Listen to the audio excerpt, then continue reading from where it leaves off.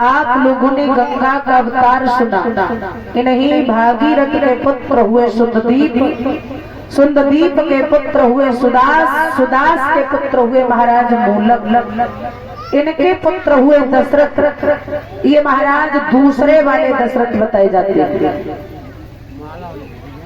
श्री सुखदेव जी बोले, हे राजन परीक्षित, इनके पुत्र हुए दीर्घवाई, इनके पुत्र हुए अज, और अज के पुत्र हुए दशरथ। ये दशरथ हुए अयोध्या के राजा। अयोध्या में महाराज इन्हीं राज करती करती काफी समय व्यतीत हो गया।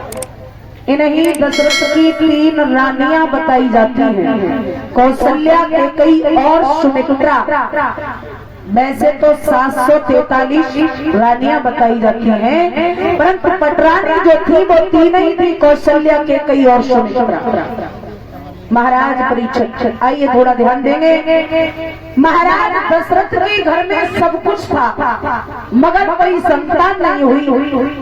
और जब संतान नहीं हुई तो दशरथ जी को बड़ा कष्ट हुआ। और जब कष्ट हुआ तो इन्होंने एक दिन विचार किया,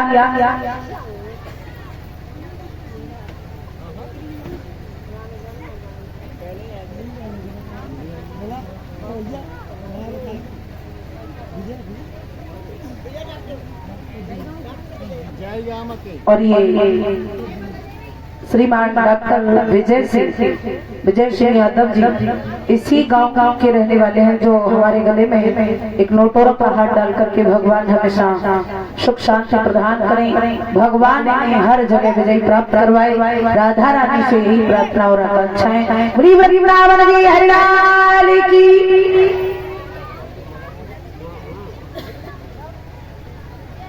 जवाब दिया है महाराज।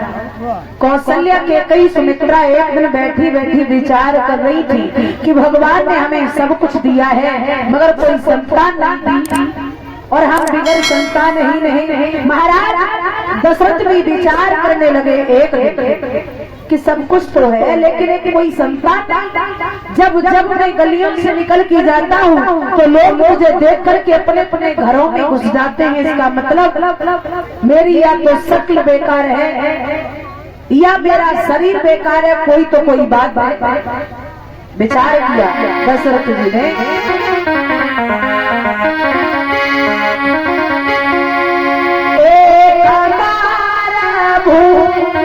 पति मान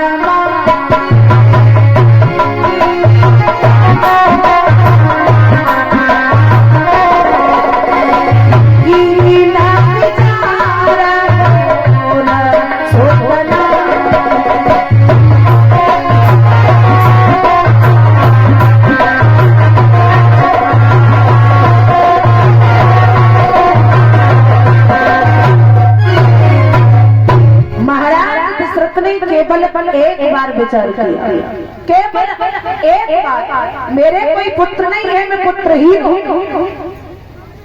महाराज दशरथ के पुरु बस उन्होंने जब देखा कि मेरा शिष्य इतना परेशान है, व्याकुल है, तो वशिष्ठ जी दौड़ करके दशरथ जी के पास आए। एक बात कही, राजन आप इतने व्याकुल क्यों हो, आप परेशान क्यों हो? तो जवाब दिया, है गुरुदेव, घर में सब कुछ है लेकिन कुछ भी दिखाई नहीं देता, कोई पुत्र नहीं है, लोग देख कर के अपने अपने घरों में छिप जाते हैं, अब हम करें तो क्या करें? तो वशिष्ठ जी ने एक बात कही, हे राजन परीक्षित, महाराज दशरथ एक काम करिए आप। बोले कौन सा? ऋषि के पुत्र श्रृंगी ऋषि को आप बुलवाओ और अपने घर में एक पुत्र यज्ञ रचवाओ। हमें विश्वास है कि तुम्हारे आंगन में कोई संतान अवश्य पैदा होगी। ऐसा ही हुआ। लौमर्ष ऋषि के पुत्र श्रृंगी ऋषि को बुलाया, पुत्र यज्ञ रचवाई। जब यज्ञ रचवाई महाराज परीक्षित,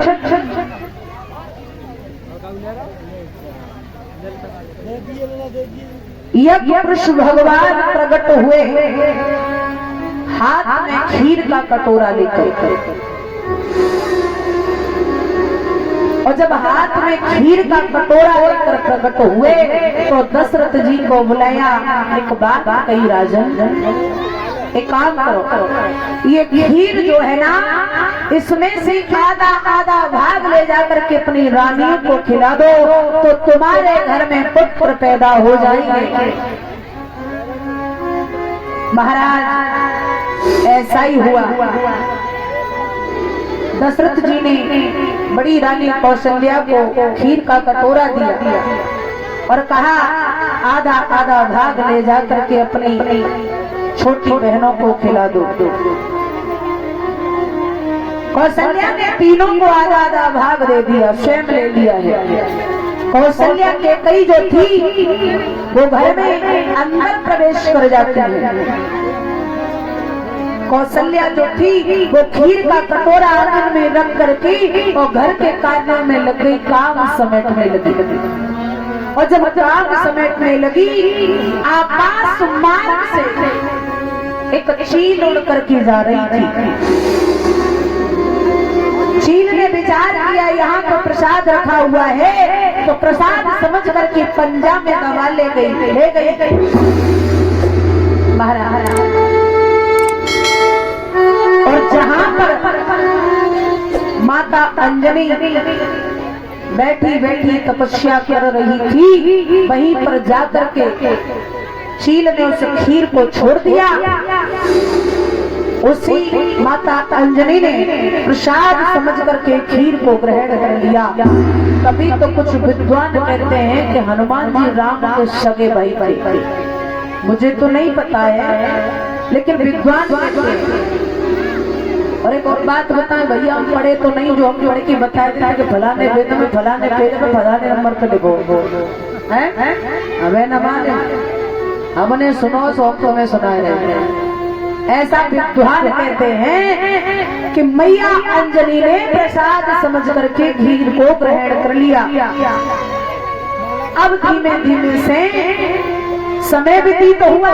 इधर ये बात कौशल्या को पता चली कि सुमित्रा के पास तो खीर ही नहीं रही। अब हम करें तो क्या करें? तो कौशल्या ने और कैकेयी ने दोनों ने आधा आधा भाग अपने अपने खीर में से दे दिया। अब धीमे धीमे समय व्यतीत हो रहा है। महाराज दशरथ की तीनों रानियां सदर्वा हो चुकी हैं, गर्भवती हो चुकी है। धीमे धीमे से गर्भ बढ़ने लगा है, समय व्यतीत होने लगा। इधर जब 9 मास पूर्ण हुए, महाराज आते छेद 9वीं वाले दिन के ठीक 12 बजे भगवान श्री राम का जन्म हुआ। और राम ही का नहीं बल्कि राम के चारों भाइयों का जन्म हुआ। सभी ताली बजा के बोलेंगे, आभरण में प्रगटे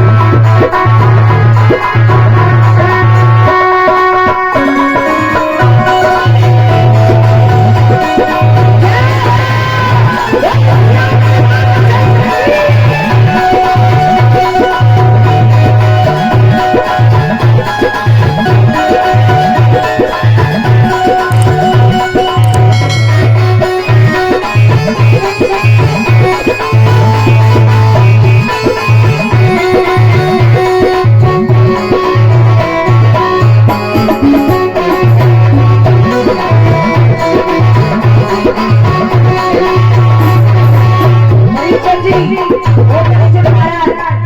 परीक्षित महाराज